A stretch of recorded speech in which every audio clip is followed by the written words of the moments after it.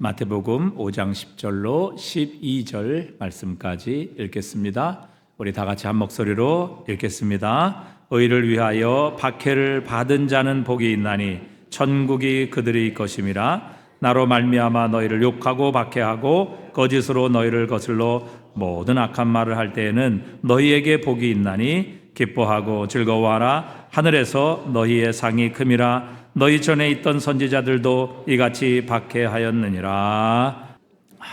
우리가 오늘 팔복의 8번째 시간을 맞았습니다. 예수님께서는 우리 세상이 추구하고 또 세상이 쫓는 돈이 많으면 복이 있다, 또 많은 사람들의 인기와 칭찬과 인정을 받으면 복이 있다, 또 좋은 직장에 취직되고 또 넓은 집에 살면 복이 있다, 이렇게 말씀하지 않으셨습니다. 왜 예수님은 그렇게 말씀하지 않으셨을까요? 오늘 본문에 그 해답이 나와 있습니다. 그것으로 우리의 삶에 천국이 임하지 않기 때문에 그렇습니다. 그것으로 인하여 우리의 삶에 하나님의 위로가 임하지 않을 것이며 그것으로 인해서 우리는 하나님을 볼 수 없기 때문에 그렇습니다. 예수님께서는 우리에게 어떻게 진정한 복을 통해서 하나님께서 주시는 복을 얻을 수 있을까? 무엇이 진정한 복일까? 하는 것을 우리에게 다시 한번 새롭게 정의해 주고 계십니다. 오늘은 그 8번째 시간, 의를 위하여 박해를 받는 자는 복이 있나니 천국이 그들의 것이미요 라고 말씀하십니다.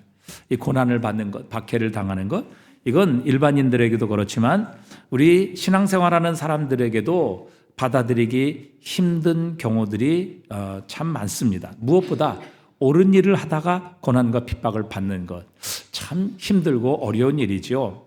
예수님을 믿으면 만사형통합니다. 소원 성취합니다. 우리의 집안에 우환이 없을 것이며 하나님의 복을 받게 됩니다. 이런 말을 듣고 교회 출석해서 나름대로 열심히 신앙생활하고 기도하고 또 헌금하고 교회 봉사도 했는데 우리의 삶에는 어려운 일이 끊어지지 않습니다.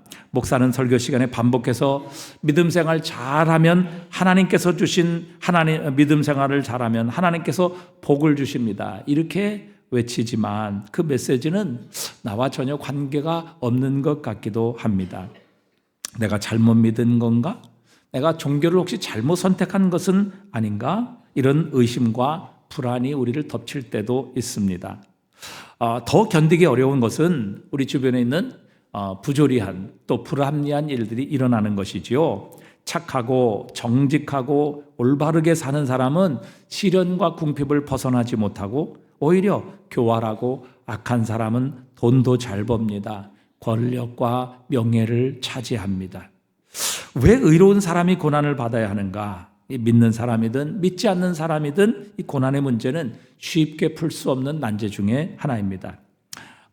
그런데 우리는 왜 내가 원하는 것이 나의 삶에 이루어지지 않는가? 그리고 내가 원하는 것을 받기 원하는 이런 신앙을 가리켜서 우리가 기복신앙이라 이렇게 부르기도 합니다. 이 기복신앙의 문제가 무엇입니까? 이 기복신앙의 중심에는 바로 내 자신이 있는 것입니다. 내 소원과 내 원하는 것이 있는 것이죠. 그래서 내가 원하는 것, 내가 뜻하는 것이 이루어지지 않으면 우리는 실망하고 낙심하게 됩니다. 그러나 올바른 신앙, 진리의 신앙에는, 하나님 기뻐하시는 신앙의 중심에는 바로 하나님께서 계시는 겁니다. 이게 기복신앙과 올바른 신앙의 가장 큰 차이점입니다. 바로 왜 우리의 삶에 이런 고난이 임하는가, 왜 선한 사람에게도 이런 어려움과 고통이 찾아오는가에 대해 가르쳐 주신 성경 말씀이 바로 욥기입니다. 욥기 42장 5절에 보면 욥이 이렇게 회개하는 장면이 나옵니다. 내가 주께 대하여 귀로 듣기만 하였사오나 이제는 눈으로 배움나이다. 그러므로 내가 스스로 거두어드리고 티끌과 재 가운데서 회개하나이다, 이렇게 말합니다. 지금까지 욥이라는 사람은 자신이 죄를 지은 게 없는데 자신이 의로운 삶을 살고 하나님 앞에서 깨끗하고 정직한 삶을 살았는데 왜 자신에게 이런 고난이 있는가? 이런 의문을 가지고 하나님 앞에 서 있었습니다. 거기에다가 그의 친구들은 이 욥을 위로한답시고 와서 매일 하는 말이 죄 없이 망한 사람이 어디 있느냐? 남들이 알지 못하는 죄 때문에 내가 이렇게 고난을 받고 내 집이 폭삭만하고 내 자녀들도 다 죽고 네가 이런 고통을 당하는 것 아니냐. 그러니 회개해라. 이렇게 옆에서 자꾸 자신의 죄를 지적하는 것입니다. 이에 대해 욥은 분개하며 자신은 하나님 앞에 죄 지은 적이 없으며 이렇게 경건하고 의롭게 살았음에도 불구하고 자신에게 이런 고난과 아픔이 있는 이 일들을 인하여 하나님 앞에 그는 의문을 가지고 섰었습니다. 그런데 바로 그때 하나님께서 친히 이들 가운데 찾아오신 것이지요. 하나님께서 어떤 주권, 어떤 능력을 가지고 온 세상 만물을 통치하시고 인간사를 간섭하시는 의로우시고 선하신 하나님이신가 하는 것을 나타내시고 보이십니다. 그때 욥은 내가 주께 대하여 귀로만 듣기만 하였사오나 이제는 눈으로 배움나이다. 그러므로 내가 스스로 거두어드리고 티끌과 재 가운데서 회개하나이다. 이렇게 회개합니다. 여러분, 우리가 회개하면 하나님을 보게 됩니다. 왜? 우리의 눈이 밝아지기 때문이죠. 회개하기 전까지는, 즉 창조주 하나님의 절대 권위를 받아들이기 전까지는 자기의 눈에 좋아 보이는 것, 자기의 마음에 드는 것만이 하나님의 축복으로 여겼습니다. 마음에 들지 않고 자기가 싫어하는 것은 하나님의 저주, 하나님의 진노, 죄값이라고 여겼던 것입니다. 그러나 온 세상 만물을 주관하시는 천지의 주제이신 하나님을 만나면서 좋은 것만이 아니라 싫은 것도, 건강한 것만이 아니라 질병도, 성공만이 아니라 실패도 하나님의 섭리 안에서 이루어진다는 사실을 깨닫고 믿음으로 욥은 회개하고 하나님의 그 놀라운 섭리를 받아들이게 됩니다. 악도 고난도 모두 전능하신 하나님의 통제 아래 있다는 전제하에 의인에게도 하나님의 선하신 뜻에 따라 고난도 시련도 찾아올 수 있다는 것을 욥기는 우리에게 설명해 주고 계십니다. 하나님께서 죄 지은 자에게만 저주와 시련을 내리시는 것이 아니라 의인에게도 하나님의 선하신 계획과 뜻 안에서 시련과 고난을 베푸신다, 허락하신다라는 것을 가르쳐 주시죠. 오늘 본문은 바로 그것을 우리에게 또한 강조하고 계십니다. 의를 위하여 박해를 받은 자는 복이 있나니. 박해를 받았다. 이게 성경에는 현재형으로 되어 있고 어떤 성경에는 현재 완료형으로 되어 있는 그런 성경도 있습니다. 박해를 받다.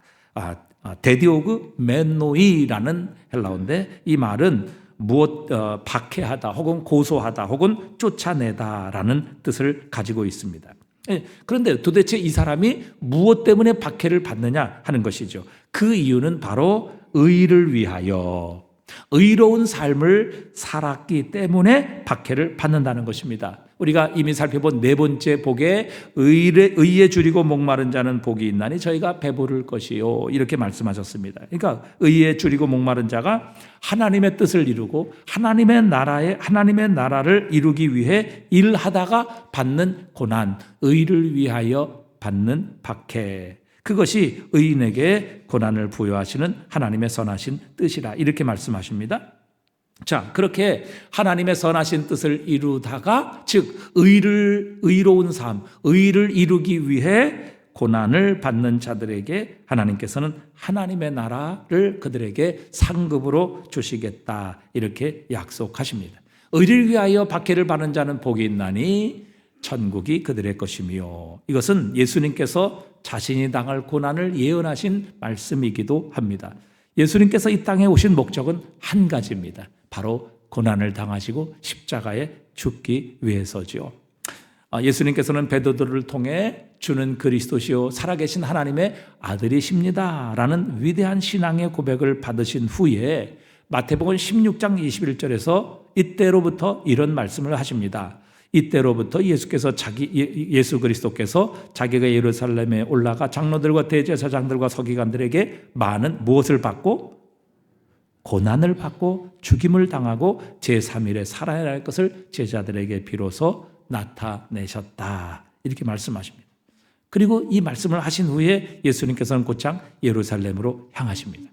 예루살렘으로 올라가신 목적은 한 가지입니다. 바로 십자가의 고난, 죽음, 그것이 바로 예수님께서 예루살렘으로 올라가신 목적이었습니다. 주님에게 그리스도됨, 바로 십자가를 지심이라는 말과 동의어이기도 합니다. 예수님께서 이렇게 십자가의 고난을 당하시고 죽음을 맞이하게 될 것이다 라는 말씀을 하시자 제자들은 그 말씀을 이해하지도 못했고 그 말씀을 진지하게 받아들이지도 않았습니다. 오히려 위대한 신앙의 고백을 했던 베드로조차도 주님을 붙들고 항변합니다.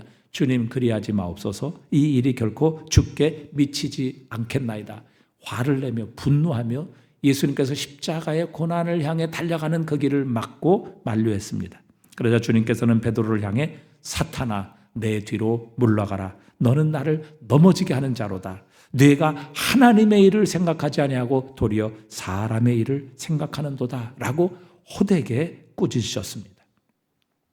예수님에게 있어서 하나님의 일은 고난을 받는 일, 십자가에 죽는 일이셨습니다. 그러나 베드로는 예수님께서 영광을 받으시고 높임을 받으시며 그 예수님의 영광과 높임 받으심과 함께 자신도 더 높은 자리에 올라가려고 하는 사람의 일을 생각했기 때문에 그는 예수님으로부터 사탄이라는 호된 꾸짖음을 얻게 되었습니다.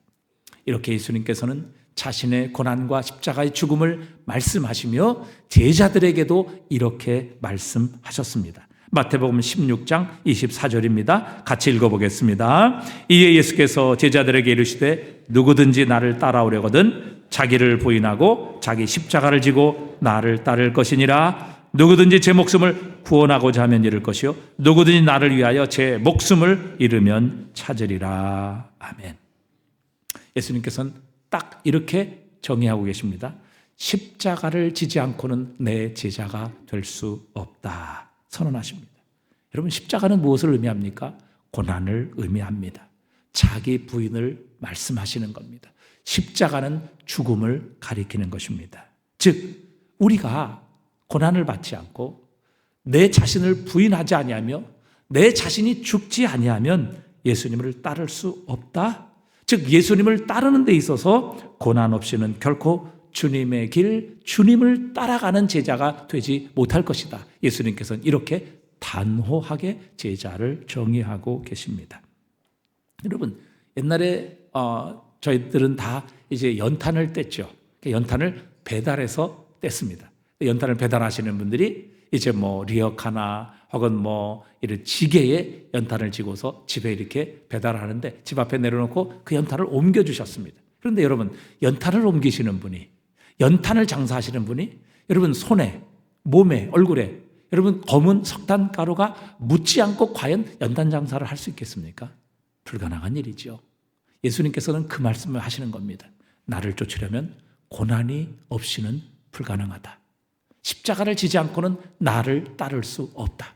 예수님을 따르는 제자, 예수님을 믿는 제자가 되려면 반드시 고난을 감수해야 할 것이며 십자가를 져야만 할 것이다. 그렇게 말씀하십니다. 여러분, 왜 예수님을 믿는데 고난이 없이는 불가능한 일일까요? 왜 예수님을 따른다면 반드시 고난을 받아야만 할까요? 여러분, 한마디로 이것을 요약한다면 우리는 구원을 받은 하나님의 나라 백성이 되었기 때문입니다. 그러니까 우리는 이 세상에 속한 자가 아니라 이 세상에서 구원을 받아 이제는 하나님의 나라에 속한 하나님 나라의 시민이 되었기 때문이죠. 그래서 우리는 우리의 살아가는 삶의 방식과 이 세상이 살아가는 삶의 방식이 충돌하기 때문에 반드시 고난이 찾아올 수밖에 없습니다. 우리가 살아가는 그리스도인의 삶의 가치관, 즉 하나님 나라의 삶의 방식과 이 세상이 살아가는 세상의 삶의 방식은 그 가치관에 있어서 충돌하기 때문에 이 세상을 살아가는 그리스도인, 하나님 나라에 속한 백성이 하나님의 뜻대로 예수님이 걸어가신 그 길을 걸어가려면 반드시 고난이 찾아올 수밖에 없습니다. 여러분, 이 복음이라는 것은요, 종교인들과 충돌할 수밖에 없습니다. 왜냐하면 세상의 모든 종교는 다 자신의 의를 자랑하며 자신의 노력으로 원하는 것을 얻고 자신의 노력을, 의를 통해 자신이 원하는 곳에 들어갈 수 있기 때문입니다.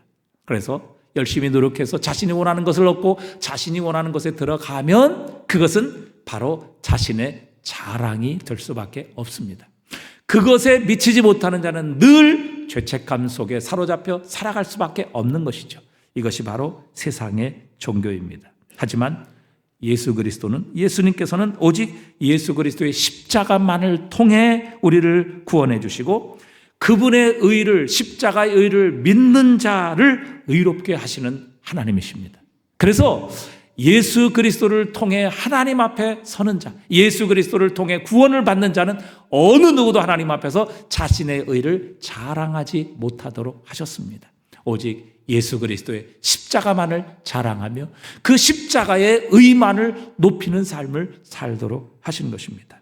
그리고 이 땅에서 어느 누구도 자신의 노력과 자신의 의를 하나님 앞에서 자랑하지 못하도록 만드신 것입니다.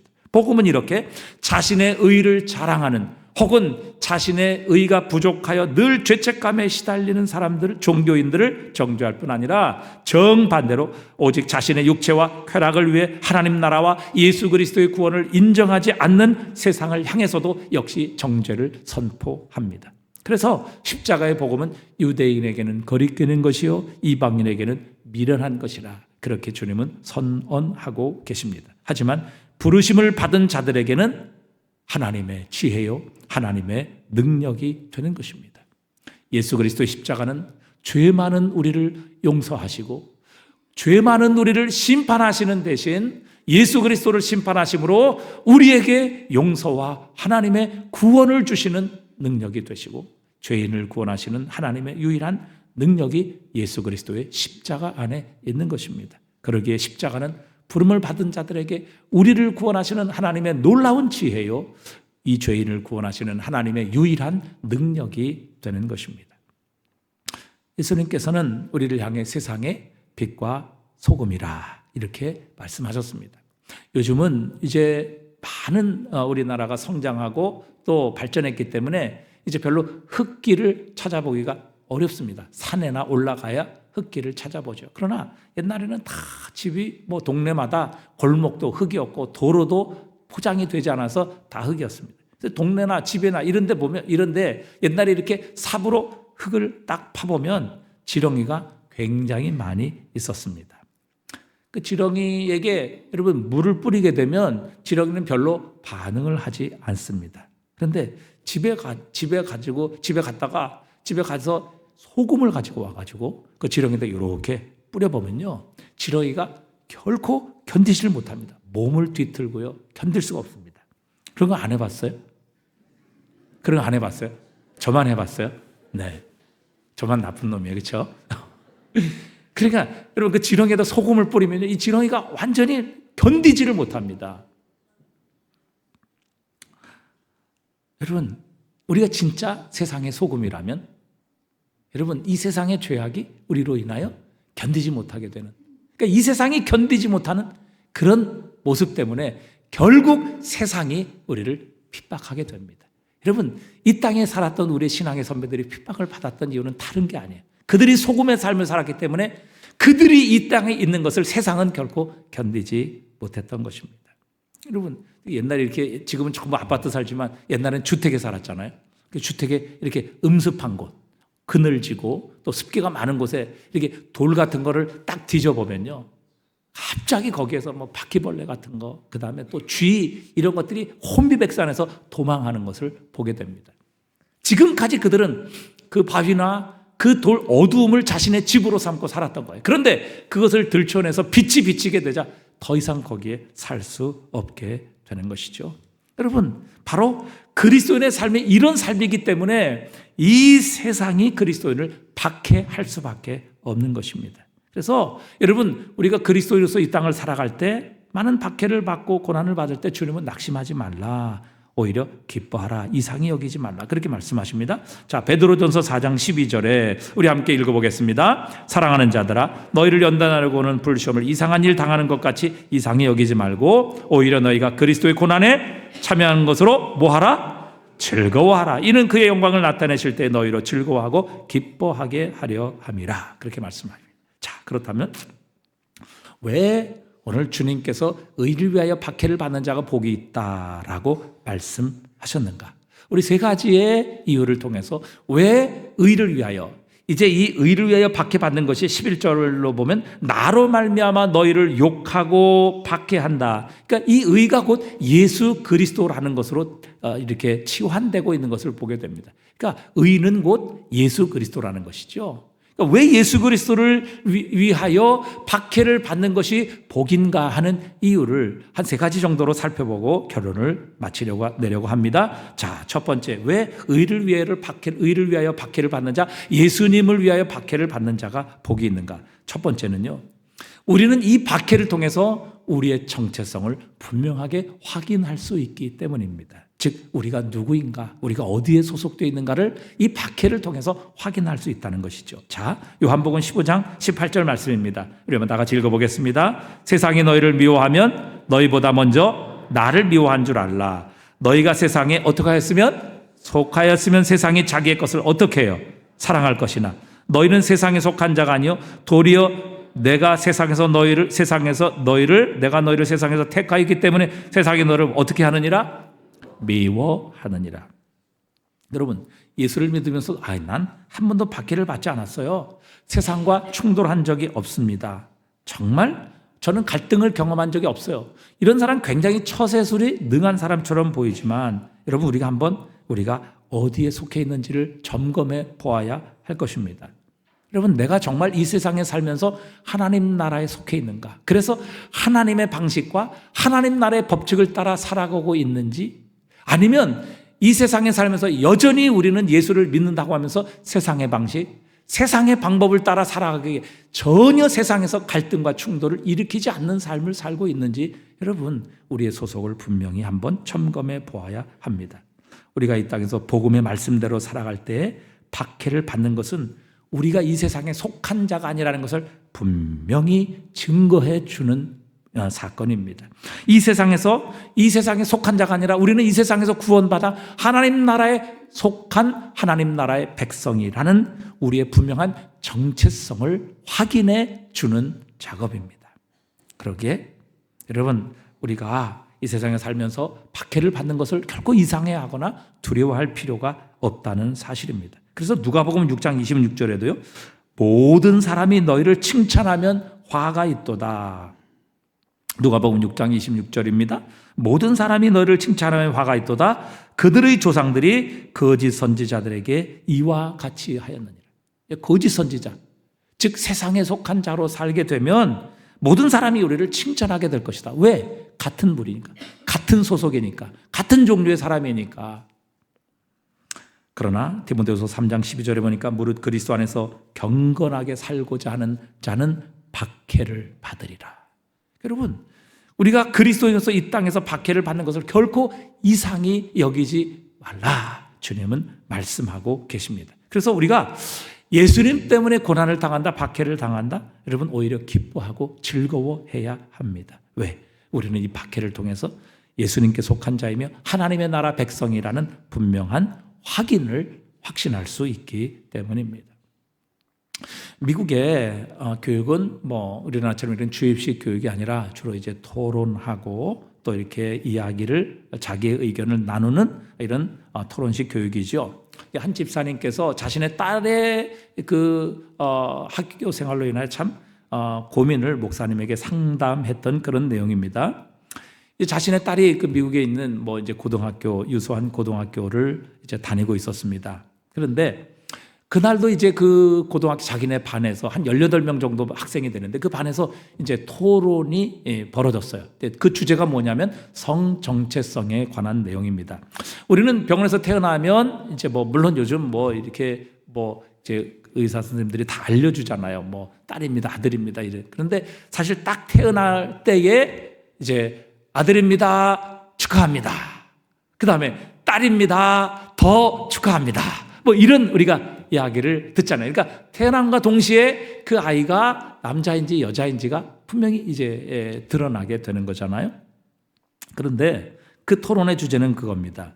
과연 이렇게 태어날 때 자신이 의사에 의해서 내가 남자인지 여자인지가 결정되어야 하느냐, 아니면 18살 자기가 이제 온전히 성숙해서 자신의 모든 결정과 선택을 할 수 있는 이 성인이 되었을 때에 나는 여자다, 나는 남자다라는 것을 스스로 결정해야 하느냐 하는 이것에 대한 주제를 가지고 토론이 벌어졌습니다. 그런데 그 자신의 딸의 반의 고등학생들이 18명이었는데 17명이 자신이 성인이 되었을 때 18살 때에 자신의 성 정체성을 결정해야 된다. 그때 가서 나는 남자다, 나는 여자다라는 것을 스스로 결정해야 한다라고 그렇게 결정을 내린 겁니다. 그리고 오직 이 집사님의 딸 혼자만 그렇지 않고 우리는 태어날 때에 하나님께서 주신 우리의 성이 결정된다라고 그렇게 의견을 냈던 것입니다. 여러분, 이런 세상 속에서 하나님의 말씀과 뜻대로 살아가려 할 때 우리에게 손해와 박해가 찾아오지 않겠습니까? 미국에는 아예 부모란에 아빠, 엄마가 없습니다. 다 지워버리고 parents 1, parents 2 이렇게 씁니다. 왜요? 남자가 엄마가 될 수도 있고 여자가 아빠가 될 수도 있기 때문에 아빠, 엄마, 남성, 여성 이 자체가 아예 어떤 주에서는 다 지워져 버렸습니다. 미국 LA에서는 한국인이 운영한 사우나에서 남자가 여탕에 들어가는 것을 보고 주인이 말렸습니다. 결국 이제 그 남자가 여탕에 들어가던 남자가 난 여자다. 그래서 나 여탕에 들어간다. 이렇게 주장을 하다가 아니 당신 남자인데 어떻게 여탕에 들어가냐. 그러다가 결국 이 여탕에 들어가는 남자가 주 법원에 소송을 했지요. 졌습니다. 그래서 그 사우나는 폐쇄가 되었습니다. 왜 자신이 여자인데 내가 여자라고 하는데 왜 당신이 나를 남자라고 하느냐. 결국 자신의 정체성을 자신이 결정한다 그 말이죠. 미국 캘리포니아주에서는 빵집을 운영하는 신실한 기독교인 캐시 멜러가 레즈비언 부부가 웨딩 케이크를 만들어 달라는 것을 거부했습니다. 독실한 기독교 신자인 그로서는 이 동성애를 인정하는 것이 불가능했기 때문이었습니다. 결국 고소를 당했고 6년 동안 법적인 싸움을 벌입니다. 그동안 가게는 문을 닫았습니다. 6년 만에 캘리포니아 법원은 종교적 믿음의 범위 안에서 적법하게 행동한 것이다 라는 이 판결을 통해서 케이크를 만들어주지 않았던 이 기독교인 캐시 밀러의 손을 들어주는 판결을 내렸습니다. 여러분, 우리는 지금 이런 세상을 살아가고 있습니다. 이 세상에서 하나님의 말씀을 순종하고 하나님의 방법으로 살아가게 될 때 이런 박해를 받는 것 이상한 일입니까? 아닙니다. 당연한 일이라 말씀하십니다. 그래서 고난이라는 것, 박해라는 것은 그리스도의 제자된 증거요 마땅한 의무입니다. 디모데후서 1장 8절에 보니까 그러므로 너는 내가 우리 주를 증언함과 또는 우리 주를 위하여 갇힌 자 된 나를 부끄러워하지 말고 오직 하나님의 능력을 따라 복음과 함께 무엇을 받으라? 고난을 받으라. 그러기에 여러분, 우리가 예수 그리스도의 이름으로 박해를 받을 때 낙심하거나 이상하게 여길 것이 아니라 우리는 기뻐해야 합니다. 왜? 우리가 이 세상에 속한 자가 아니라 이 세상에서 구원받아 하나님 나라에 속한 바로 천국 시민이라는 분명한 확증이 그 고난과 핍박을 통해서 증명되기 때문입니다. 내가 지금 예수님을 따르는 예수님의 제자라는 것을 확신할 수 있기 때문이죠. 두 번째, 우리는 이 고난을 통해서 하나님은 우리의 믿음의 성장을 이루어 가십니다. 하나님께서 우리에게 은혜를 주신 이유는 두 가지입니다. 빌립보서 1장 29절에 보니까요. 자, 그리스도를 위하여 너에게 은혜를 주신 것은 첫 번째, 그를 믿을 뿐 아니라 두 번째, 그를 위하여 무엇도 받게 하려 함이라? 고난도 받게 하려 함이라. 자, 첫 번째 하나님께서 우리에게 은혜를 주시는 것은 그 은혜로 예수님을 믿고 영접하게 하시는 것입니다. 그래서 우리는 그 은혜로 인하여 믿음으로 말미암아 구원을 얻게 된 것이죠. 우리가 노력해서 자격이 있어서 구원을 얻은 것이 아니라 하나님께서 은혜를 주셔서 믿음을 선물로 주심으로 그 믿음으로 말미암아 예수를 믿어 우리는 자격이 되지 않지만 그리스도 예수를 믿음으로 십자가를 의지함으로 우리는 하나님의 구원을 얻게 된 것입니다. 그래서 너희는 그 은혜에 의하여 믿음으로 말미암아 구원을 받았으니 이것이 너희에게서 난 것이 아니요 하나님의 선물이라. 믿음으로 구원을 받았는데 그 믿음조차도 하나님께서 우리에게 주신 은혜의 선물이다. 그래서 첫 번째 우리에게 은혜를 주신 것은 우리로 하여금 예수 그리스도를 믿음으로 구원을 받게 하시는 것. 두 번째가 무엇인가 하면 다만 그를 믿을 뿐 아니라 또한 그를 위하여 고난도 받게 하려 하심이라. 더 정확하게 말하면 하나님께서 주신 은혜로 고난을 이기게 하려 하심이라 말씀하십니다. 여러분, 우리가 고난을 받으면 우리의 믿음은 순수해집니다. 깨끗해집니다. 그리고 우리의 믿음은 단단해지고 강해집니다. 베드로전서 1장 7절에도 보니까 너희 믿음의 확실함은 불로 연단하여도 없어질 금보다 더 귀하여 예수 그리스도께서 나타나실 때에 칭찬과 영광과 존귀를 얻게 할 것이니라. 여러분, 우리가 금도 처음부터 광산에서 정금을 캐지 않습니다. 흙이 묻어있고 돌 속에 묻어있는 그 금을 풀무불로 다 녹여서 결국에는 불순물을 제거하고 정금만 추려내는 것이죠. 이 고난이라는 것이 우리에게 바로 이런 유익이 있다는 것입니다. 여러분, 우리가 운동하면 할수록 근육이 딱딱해집니다. 그런데 운동하지 않으면 않을수록 우리는 근육이 물러지며 나중에는 근육이 없어져서 우리는 걷지도 못하고 움직이지도 못하는 그런 처지에 놓이게 됩니다. 그래서 여러분, 힘들다고 여러분, 운동하는 거 쉽지 않습니다. 결심해야 되고요, 굉장히 힘듭니다. 저도 이 사무실에 앉아 있으면서 운동해야지 하루 종일 이 생각, 이 마음만 가지고 있다가 운동하지 않고 그냥 집으로 돌아가는 경우들이 참 많습니다. 그러나 여러분, 힘들다고 운동하지 않으면 근육은 물러지고 나중에는 아무 힘도 쓸 수 없게 됩니다. 여러분, 이 턱걸이, 여자분들 턱걸이 할 때 보면 2개, 3개 하고 더 이상 못합니다. 그런데 거기에서 멈추면 더 이상 우리는 극복할 수 없습니다. 다음 날도 2개 했는데 하나를 더 하기 위해서 노력하게 되면 우리의 근육에 힘이 들어가게 되고 이제는 2개, 3개를 넘어서 10개까지도 할 수 있는 다른 차원으로 우리가 성장할 수 있게 되는 것이죠.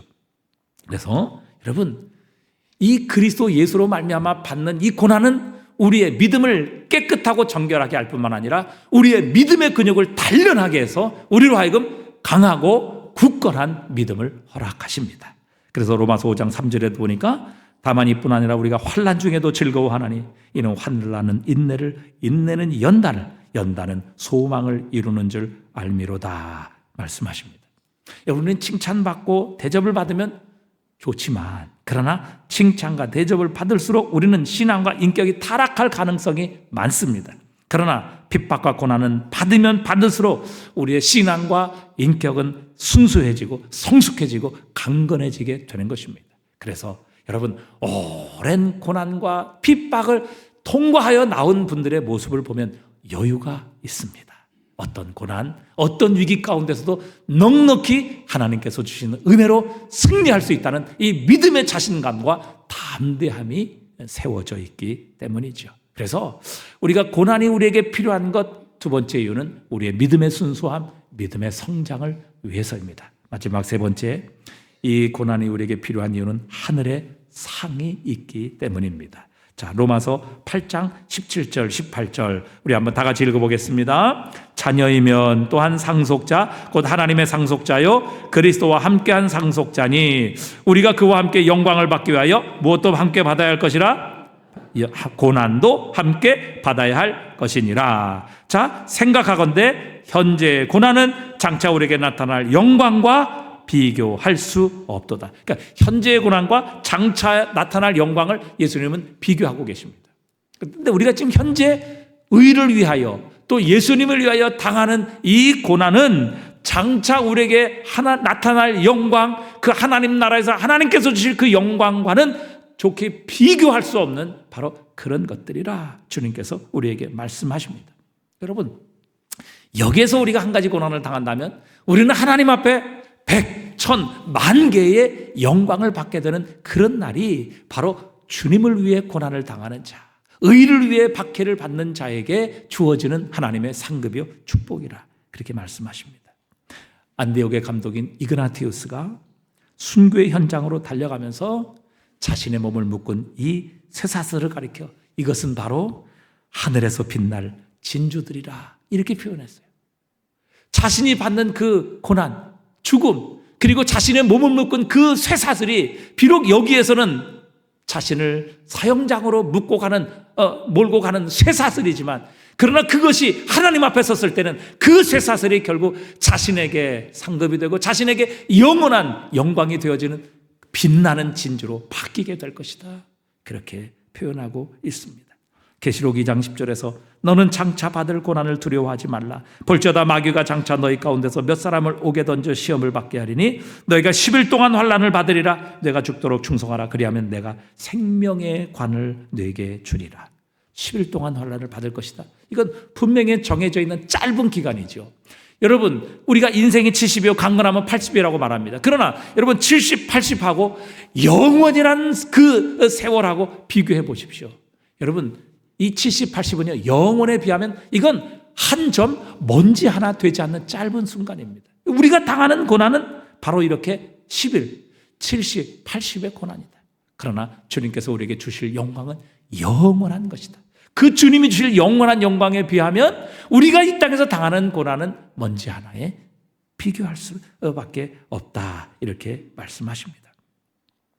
오순절 성령 충만함을 받은 제자들은 대제사장과 사두개인 바리새인들에 의해서 체포되고 제자들은 감옥에 갇히게 됩니다. 스데반 집사 돌로 맞아 죽었습니다.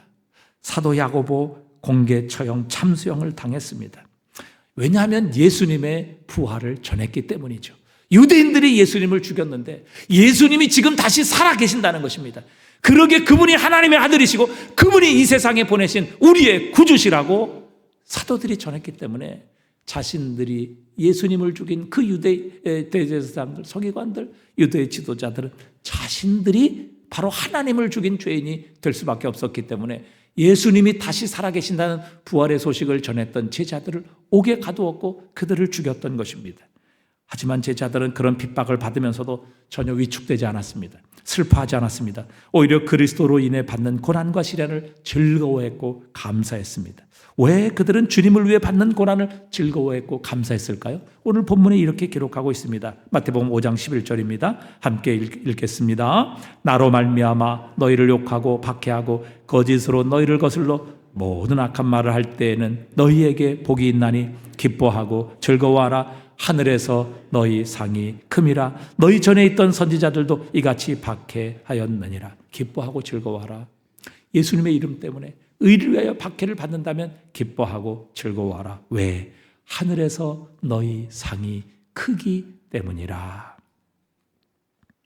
여러분, 저와 여러분도 이제 곧 주님을 만나게 될 것입니다. 여러분, 주님을 만났는데 주님을 위해 한 것이 아무것도 없어 구원을 받되 벌거벗은 모습으로 혹시 주님 앞에 서지는 않겠습니까? 주님을 위해서는 한 번도 손해본 적이 없습니다. 주님을 위해서는 한 번도 박해를 받아본 적이 없습니다. 그저 내가 잘 되기 위해 주님을 버리고 주님을 부인하고 심지어는 주님을 떠나고 이런 일들은 우리의 삶의 일상으로 있었지만 주님 때문에 내가 손해보고 주님 때문에 내가 박해를 당하고 주님 때문에 내가 어려움과 고난을 당한 적, 주님의 복음을 전하다가 고난을 당한 적은 나의 인생에 한 번도 없기 때문에 주님을 만났는데 구원을 받는데 벌거벗은 모습으로 여러분 주님 앞에 그런 부끄러운 구원을 받지는 않겠습니까? 이제 우리 곧 주님을 만나게 될 것입니다. 우리 개인적인 종말을 누구나 맞이할 것이며 이 온 세계 우주적인 종말도 우리에게는 반드시 얼마 안 있어 찾아오게 될 것입니다. 주님 앞에 섰는데 주님으로부터 받을 것이 하나도 없는 빈손으로 주님 앞에 서 있지는 않겠습니까? 여러분, 이 하늘나라의 상급은 이 땅에서 결정되는 것입니다. 고린도후서 4장 17절에도 보니까 우리가 잠시 받는 환난의 경한 것이, 우리가 잠시 받는 환난의 가벼운 것이 지극히 크고 영원한 영광의 중한 것을 우리에게 이루게 하매니 말씀하십니다. 여러분, 우리가 받는 환난은 잠시이고 지극히 가벼운 것이라 경한 것이라 말씀하십니다. 그런데 그 환난과 주님을 위해 받는 박해 때문에 하나님께서 우리에게 주시는 그 영광은 지극히 크고 영원한 영광의 중한 것이다. 무거운 것이다. 여러분, 우리는 깃털처럼 가벼운 헌신과 희생, 핍박을 받았지만 정말 하나님께서 우리에게 주실 그 영광이라는 것은 무거워서 둘 수 없을 만큼의 엄청난 상급이요 축복이라 이렇게 말씀하고 계십니다. 그래서 18절은 계속해서 말씀하십니다.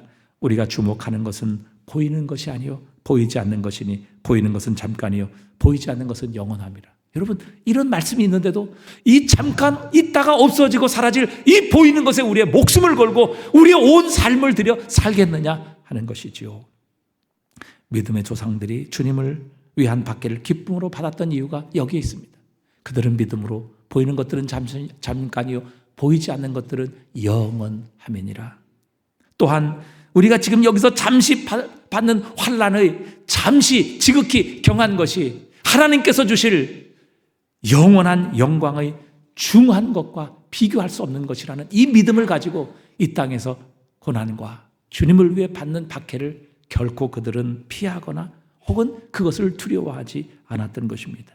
여러분, 우리의 믿음의 조상들 중에 우리 모세를 보십시오. 히브리서 11장 24절에 보니까요, 믿음으로 모세는 장성하여 바로의 공주의 아들이라 칭함받기를 거절하고 도리어 하나님의 백성과 함께 고난받기를 잠시 죄악의 낙을 누리는 것보다 더 좋아하고 그리스도를 위하여 받는 수모를 애굽의 모든 보화보다 더 큰 재물로 여겼으니 이는 뭐 때문에?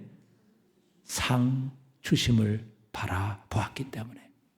여러분, 하나님께서 주실 상을 바라보시고 오늘도 이 땅을 살아가고 계십니까? 주님을 따라가는 데 있어서 제자는 고난과 십자가를 자기 자신을 부인하지 않고는 결코 주님을 따라갈 수 없다 말씀하십니다. 이 고난을 기쁨으로 감당할 수 있는 그 능력, 그 힘이 어디에 있을까요? 오늘 우리의 신앙의 선배이신 주기철 목사님의 이야기를 통해 말씀을 마무리하려고 합니다. 주기철 목사님이 그런 말씀을 하셨어요. 십자가를 지는 것은 쉬운 일이 아닙니다. 선택하기도 어렵고 선택한 후에 끝까지 가기는 더욱 어렵습니다. 그래서 주기철 목사님은 사랑의 힘이 아니고는 그 길을 끝까지 갈 수 없다고 했습니다. 주 목사님은 사랑이 식어가는 당시 교회의 말세 상황을 안타까워하며 이렇게 설교하셨습니다. 세상은 점점 끝을 향해 달리고 있습니다. 그러면 많은 사람의 사랑이 점점 식어져 가고 있습니다. 이때를 당해 우리의 신앙은 마땅히 잠자는 자리에 있어서는 안 될 것입니다. 마땅히 깨어 우리 앞에 십자가의 길이 열려 있는 것을 확인하고 용기를 가다듬어 혼연히 그 길을 걸어가야 할 것입니다. 십자가의 길, 그 길이 곧 우리의 갈 길입니다. 우리는 여기서 마땅히 우리의 갈 길을 결단해야만 합니다. 예수를 따라 십자가의 길로 갈 것인가? 그렇지 아니하면 마귀를 따라 영광의 길로 갈 것인가? 1937년 대구에서 개최되었던 장로교 총회 새벽 기도에 목사님은 이같이 설교하셨습니다. 하지만 주기철 목사님의 간절한 호소에도 불구하고 조선 예수교 장로회 총회는 이듬해 개최된 1938년 총회에서 신사 참배를 결의합니다. 그리고 총회장을 선두로 총회원들이 평양 신사에 가서 참배하게 됩니다. 고난을 피하기 위해서였지요. 주기철 목사님은 이 신사 참배를 반대함으로 10년을 감옥살이를 합니다. 그리고 3번이나 감옥에 들어가서 여러 차례 고문을 당합니다. 한 번은 의성경찰서에서 형사와 수사관들이 평양에서 잡혀온 주기철 목사에게 굶기기, 메타작, 물고문, 비행기 고문, 고추물 코에다가 붓기, 이런 여러 가지 고문을 가하면서 신사 참배를 수용할 것을 요구했습니다. 그때 함께 잡혀갔던 박학정 목사는 모진 고문에 정신 착란증을 일으켜 사람을 알아보지 못하게 됩니다. 주기철 목사님도 그렇게 혹독한 고문을 받으며 죽을 고비를 여러 번 넘기게 됩니다. 하루는 그렇게 고문을 받다가 사람이 이렇게 해서 죽는구나 하는 생각이 들었습니다. 그래서 고문하는 형사에게 이렇게 말을 합니다. 내가 이렇게 매를 맞다가는 내가 죽을 것 같다. 내가 죽으면 나는 하늘나라에 갈 것이고 거기서 주님께서 너 어떻게 하다가 여기 왔냐 이렇게 물으시면 목사인 내가 거짓말을 할 수는 없지 않느냐. 의성경찰서 암흑의 형사가 고문을 이렇게 하다가 제가 죽어서 여기 왔습니다. 이렇게 할 수밖에 없다. 이렇게 자신을 고문하는 형사에게 이야기를 했습니다. 이 말을 듣고 형사가 겁이 나서 고문을 멈추었다고 합니다. 모든 고문과 악형을 견뎌내고 주기철 목사님은 6개월 만에 다시 석방되어 평양으로 돌아옵니다. 자신이 목회하던 산정형교회로 돌아왔지만 형사와 경관들이 예배당 안까지 들어와서 자신으로 하여금 설교하지 못하도록 만들었습니다. 주기철 목사는 광고 시간을 빌어 교인들에게 인사를 전하는 것으로 대신했습니다. 이렇게 얘기했습니다. 사람이 십자가를 진다는 것은 불가능합니다. 사람의 힘으로 도저히 십자가를 질 수 없습니다. 그러나 십자가를 지겠다고 결심하면 그 순간 내가 십자가를 지는 것이 아니라 십자가가 나를 지게 됩니다. 그 십자가의 능력으로 나도 골고다에 이를 수 있습니다. 그렇게 인사말을 했습니다. 그리고 그는 그의 기도문에 대해서 기도문에서 십자가를 지는 삶에 대해서 이렇게 이야기를 했습니다. 당신이 이같이 낮아진 것을 생각할 때 나는 어떻게 하오리까? 나는 나를 어디까지 낮추어야 당신 앞에서 합당하겠습니까?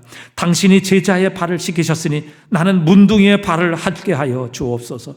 당신이 세리집에 들어가셨으니 나는 모든 사람의 발 앞에 짓밟히는 먼지와 티끌이 되게 하옵소서. 이같이 주기철 목사님은 예수님을 사랑하고 예수님을 닮기를 마지막까지 소원했습니다. 마지막까지 자신 안에 남아있는 죄악으로 인해 애통해했고 회개했습니다. 그의 소원은 오직 하나, 예수님을 더 사랑하는 것이었고 예수님이 가신 그 길을 자기도 함께 따라가는 것이었습니다. 주기철 목사님이 순교하기 하루 전날 면회하러 찾아온 부인에게 여보, 따뜻한 숭늉 한 사발 먹고 싶소. 그런 말을 했다고요. 여러분, 이 주기철 목사님이 뭐가 부족해서 감옥에서 그 차디찬 감방에서 아내를 향해 따뜻한 숭늉 한 사발 먹고 싶소. 이렇게 말을 해야만 했을까요? 그러나 그 따뜻한 숭늉 한 사발 받지 못하시고 아무도 돌보지 않는 차디찬 감방에서 홀로 십자가에 쓰디쓴 잔을 마십니다. 이로써 주기철 목사님은 십자가로 그리스도와 완전히 하나가 되어지는 그런 삶으로 그의 인생을 마무리 지으셨습니다. 변절과 배반의 시대에 주기철 목사님이 이런 신앙의 지조를 끝까지 지키며 순교의 자리에 이룰 수 있었던 것, 이것은 불의에 대한 저항감이나 남다른 용기, 의지력 때문이 아니었습니다. 그를 사로잡았던 하나님과 예수 그리스도에 대한 진실한 사랑, 결코 부인할 수 없고 떠날 수 없는 하나님과 우리 주 예수 그리스도를 향한 바로 그의 사랑의 힘이었습니다. 여러분, 우리도 정말 주님 사랑하면 십자가를 지고 우리 주님을 따라갈 수 있습니다. 사랑하면 여러분, 우리는 사랑하는 사람을 위해 죽을 수 있기 때문입니다. 예수님께서 바로 우리를 사랑하셔서 우리를 위해 자신의 생명까지 내어주신 그 사랑을 통해서 우리는 사랑의 힘이 얼마나 위대하고 놀라운 것인가를 체험하게 되었고 오늘 그 사랑을 우리의 가슴 속에 품고 있는 것입니다. 주기철 목사님은 그 거역할 수 없는 십자가의 사랑의 힘, 그 십자가의 사랑의 힘을 가지고 목사님도 십자가를 지고 예수님과 함께 골고다로 올라가 그 십자가와 함께 이 땅에서 사명을 완성하실 수 있으셨던 것입니다. 여러분, 우리도 정말 예수님을 사랑하면 그 예수님의 나를 향한 사랑이 오늘 우리의 가슴 속에 충만하게 있다면 우리도 이 고난을 두려워하거나 피하거나 무서워하는 것이 아니라 오히려 기뻐하고 감사하며 십자가를 지고 주님을 따를 수 있는 힘과 능력을 얻을 수 있게 될 것입니다. 의를 위하여 박해를 받는 자가 복이 있습니다. 이 세상과 타협하며 박해가 오기 전에 미리 세상을 향해 무릎을 꿇는 자가 복이 있는 것이 아니라 의를 위하여 박해를 받는 자, 주님을 위하여 고난을 당하는 자가 복이 있다. 왜? 그들 가운데 하나님의 나라 천국이 임하게 될 것이며 또한 그들 가운데 우리 주님께서 함께 하시기 때문입니다. 의를 위하여 박해를 받는 자는 복이 있다. 천국에 그들의 것이기 때문이다. 나로 말미암아 너희를 욕하고 박해하고 거짓으로 거슬러 모든 악한 말을 할 때 너희에게는 복이 있나니 기뻐하고 즐거워하라. 하늘에서 너희 상이 큼이라. 의를 위하여 박해를 받는 자가 진정 복이 있는 자다. 주님을 위해 욕을 먹는 자가 진정 복이 있는 자다. 하나님의 나라가 그들의 것이며 하늘의 상급이 그들을 기다리고 있기 때문이라 우리에게 말씀하고 계십니다. 오늘 진정 복 있는 자가 누구인지, 진정 천국의 주인이 누구인지를 우리 주님께서 이 팔복의 8번째 말씀을 통해서 우리에게 말씀하고 계십니다. 저와 여러분이 세상에 잠시 있다가 사라지고 없어질 것이 아니라 영원한 하나님의 나라를, 우리 주 예수 그리스도를 진정한 복으로 삼아 우리도 주기철 목사님처럼 예수님이 걸어가신 고난의 길, 십자가의 길을 걸어가서 이 길 끝에서 부활하신 영광의 주님을 우리 모두 만날 수 있는 저와 여러분 되시기를 주님의 이름으로 축복합니다.